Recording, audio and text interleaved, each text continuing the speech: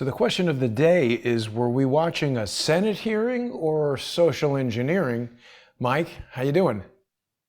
Hey man, what's happening? Another week. We made it through another week. Can you believe it? I literally woke up this morning thinking of the movie Groundhog Day. Well, yeah, it does feel like that, right? You wake up, you can't really do much. You have to. A lot of guys lucked out though on Mother's Day with making reservations for their wife. Though they're like, yeah, we can't. No Did you get places to taking reservations. I guess we're eating in. did you get to do anything nice for Mother's Day? I had this whole scheme set up, right? My buddy owns this Italian restaurant. He's like a mobster, and his dad's like a I would say maybe a connected guy. You never quite can tell. But I said, yo, what if I come down to he's been struggling, right? I've been talking to this guy. They're doing takeout Right. and this stuff for like 3 or 4 hours a night just to try to pay the employees, but they're bleeding. So I said, yo, I'll come down. It's on the other side of Philly, North Philly. I said, if you guys are cooking there, can we come in for dinner? He's like, yeah, come on in. So it would have been like us in the whole restaurant. It's like this in the whole restaurant, like the Sopranos. Yeah.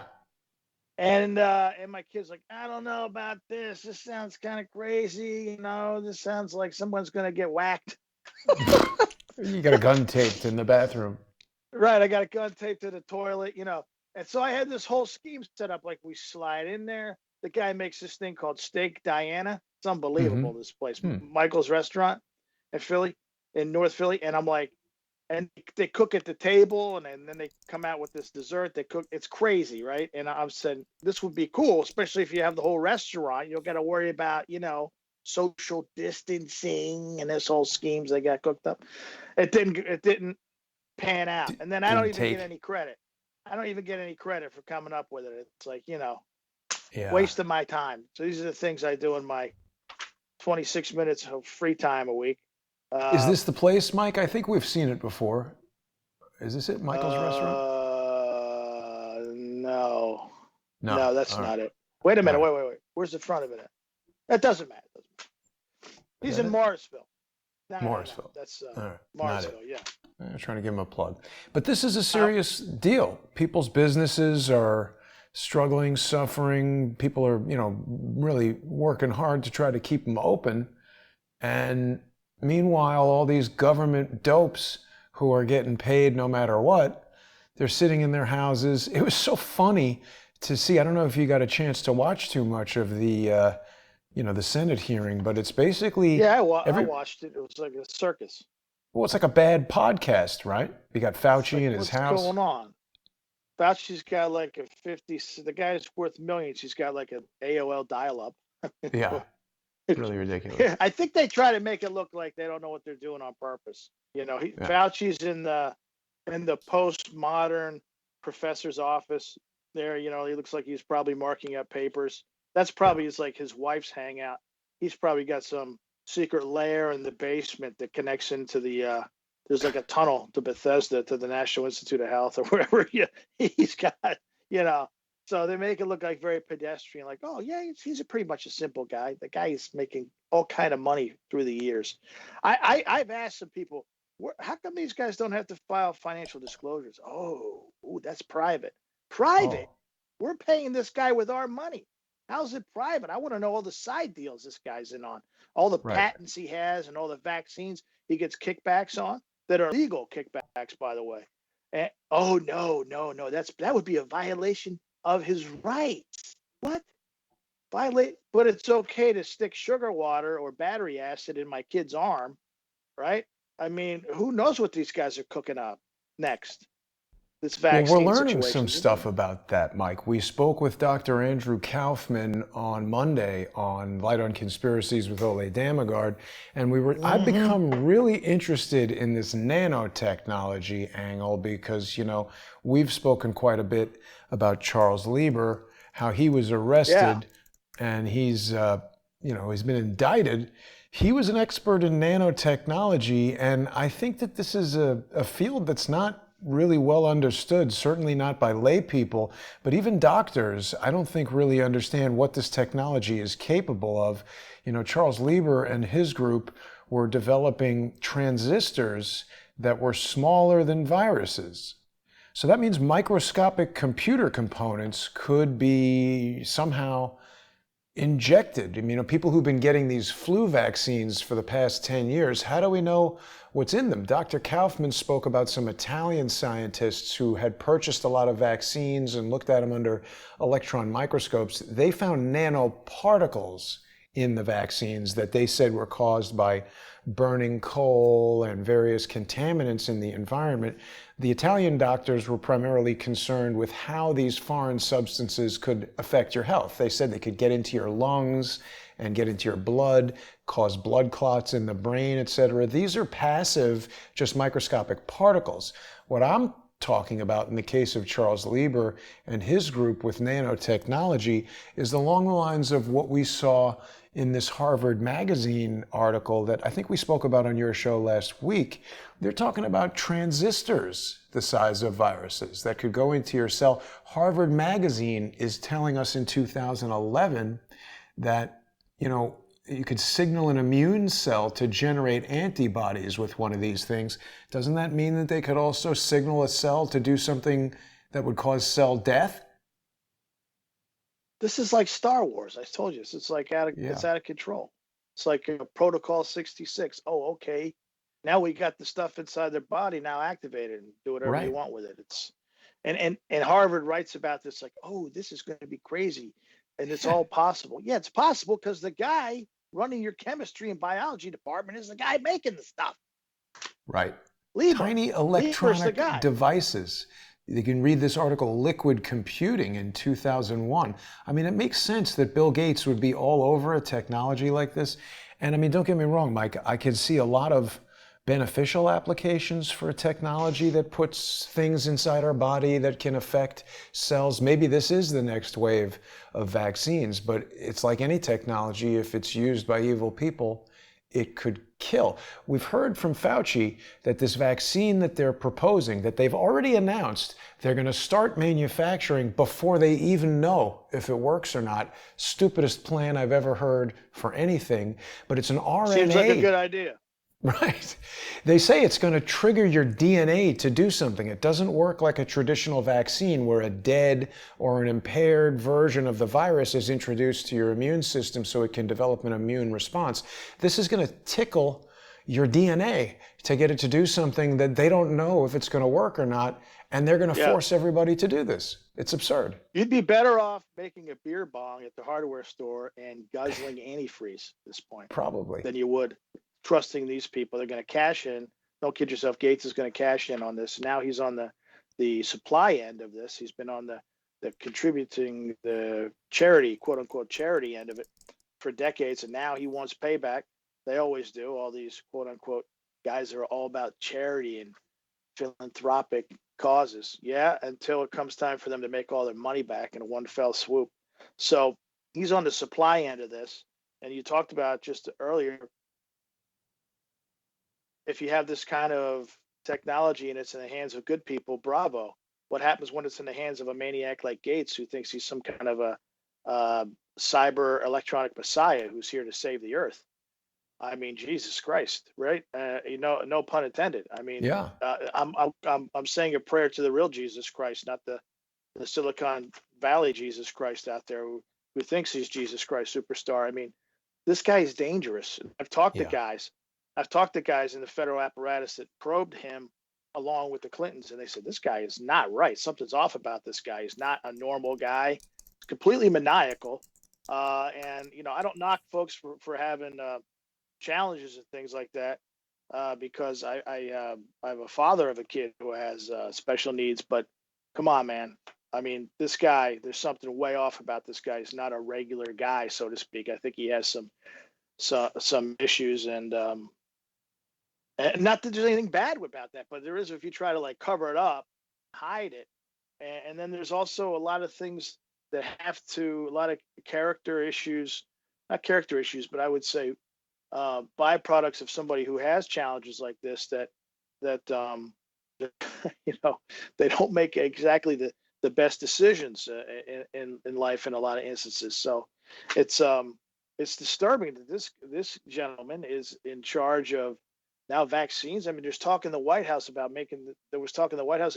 having this guy come in and maybe be the point on coronavirus at one point. It's like, whoa, wait a second. And now Cuomo's talking about, yeah, he's going to help educate the kids in New York State. And other governors are saying, oh, really? What's going on with that? Can he help educate us? Can he give us some money? We're cash strapped too. And I'm not besmirching the guy maybe for having challenges, right? Or being different and things like that. There's nothing wrong with that.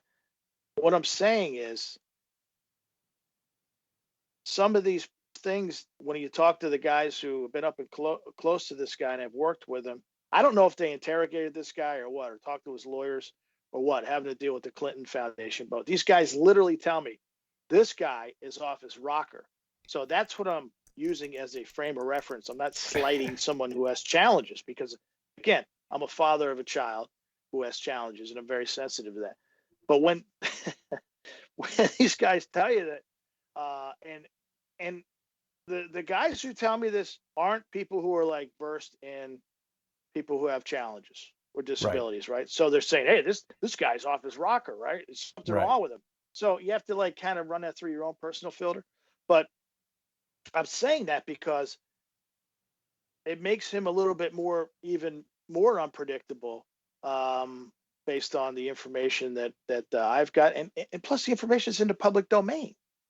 This isn't like rocket science. You can tell that the guy thinks that Bobby Kennedy Jr. told me he thinks that Gates has a God complex and he's here to save all of us. That's scary, because he's got enough money to try to pull it off.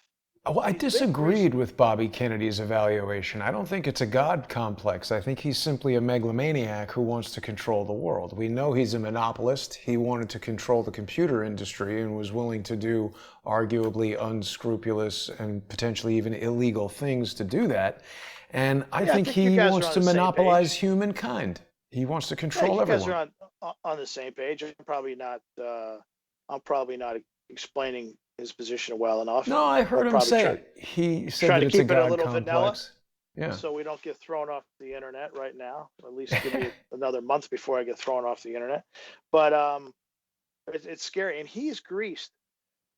Gates has greased so many labs and universities, and I've said this before. We've been looking at his tax returns, and it's scary for the Gates Foundation. So millions of dollars to this place, that place, the other place. Right. It's got everybody understand. John Hopkins, everybody's like, according to John Hopkins, the coronavirus numbers. I'm like, this guy's giving a lot of money to John Hopkins. Who cares what John Hopkins said? They could be saying anything, right? When you getting hundreds of millions of dollars from a guy over time, it's kind of a little bit scary. And it just goes on and on and on. So whether it's doctors who are linked to these places, like he's giving money to Redfield's group at the University of Maryland, a human virology clinic, whatever the hell it's named, run by Gallo, who's best friends with Fauci, and Redfield's friends with Fauci through the years. And now Redfield's running the CDC and Fauci's over the NIH. And it's like, wait a minute, Gates is giving these guys hundreds of millions of dollars. So and Birx too. Right?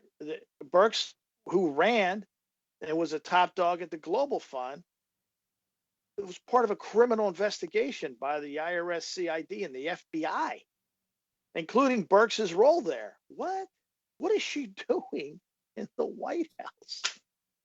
What is going on here? It's amazing, and it's amazingly frustrating, Mike, that these people can do such serious crimes and there's literally no repercussions. I think a lot of people have been taking notice of President Trump tweeting about Obamagate. Obviously, there's been a lot of stories, including on TruePundit.com, about the Department of Justice dismissing the charges against Michael Flynn.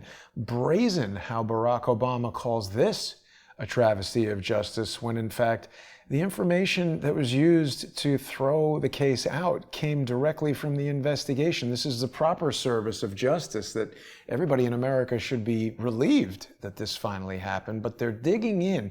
This is why I titled today's episode Senate Hearing or Social Engineering, because I was watching that thing and in my mind it was, to the word, literally a social engineering operation that mimics what we've seen from the various social engineers that are active in social media. They have these foregone conclusions. They have certain specific ideas that they want to constantly reinforce with the listener, and they avoid any real questions. The only senator who even brought up this questionable scientist, Neil Ferguson, whose projections and models were used as the basis to shut down the entire world economy, was Rand Paul. And, it was just sort of statements that he was making. Nobody really questioned Fauci on what he says now, almost 3 months in, where he's made all these plans based on faulty projections. What do you think of that? Wasn't it what? Well, you and I talked about it today, and you said something to me, and I said, "Oh," when I was on the phone with you, I said, "Yeah, I'm going to tweet that out." And you're like, "What are you talking about?" I said, "Well, I'm stealing your idea, and I'm going to tweet it out as my own. That's what I'm talking about. This is journalism 2020. God damn it." Uh, your point was, why didn't anybody in the Senate ask Fauci, how did you come up with the forecast that 2.2 million Americans were going to die?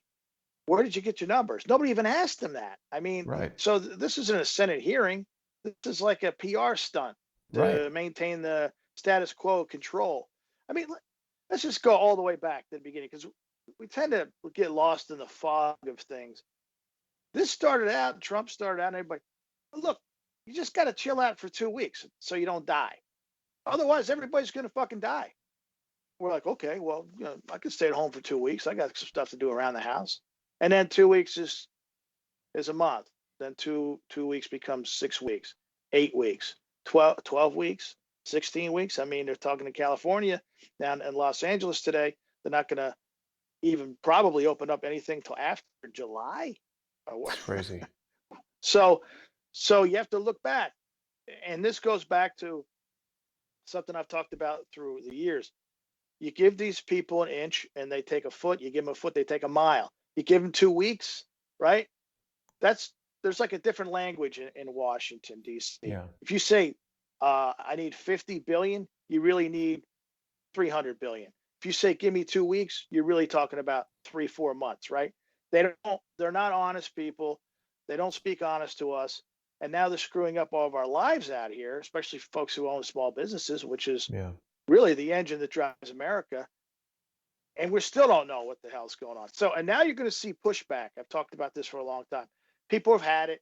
The honeymoon's over. Now we're going to open up our businesses. Okay, do something about it. You want to send the cops in, do something about it. You want to send the cops into communities and rough people up, good luck with that. As the weather changes, I would suggest, if you're a police officer, don't put yourself in that situation, because things can escalate very quickly and not in your favor. I don't care how many we can start shooting people. I mean, what's going to happen? Yeah, I think they are. This is crazy. Well, then they're going to have major problems. They're going to have major problems, and we're going to have major problems. And what started out as let's stay home for 2 weeks is going to turn into some kind of a runaway ox cart type situation, right? And this is what happens when you sell something built on chronic deceit. They keep trying to sell this. Numbers aren't there. It's like going to buy a used car or something. The guy comes out and he's got like the big tie on, and the leisure suit, and you're like, oh Jesus, here we go. She's trying to sell you something that it doesn't fit, right? It's not true. They're selling you a lemon, and it's a lemon, but they keep doubling, tripling, quadrupling down on it, and you're like, no, I'm still not buying it. I'm not buying it, right? There was no reason to do half the stuff you did. And see, here's what the government does, bro. And even the White House now, it's very surprising. It's also very disappointing if you voted for this administration. They won't admit they're wrong. When's the last time somebody stood up and said, hey, we were wrong? Sorry, we got it wrong. They won't admit they're wrong. Obviously, we're wrong. They're talking about they overestimated the fatality mortality count by over 40 times. Jeez. So it's 40 times less than what they said. But they won't admit it.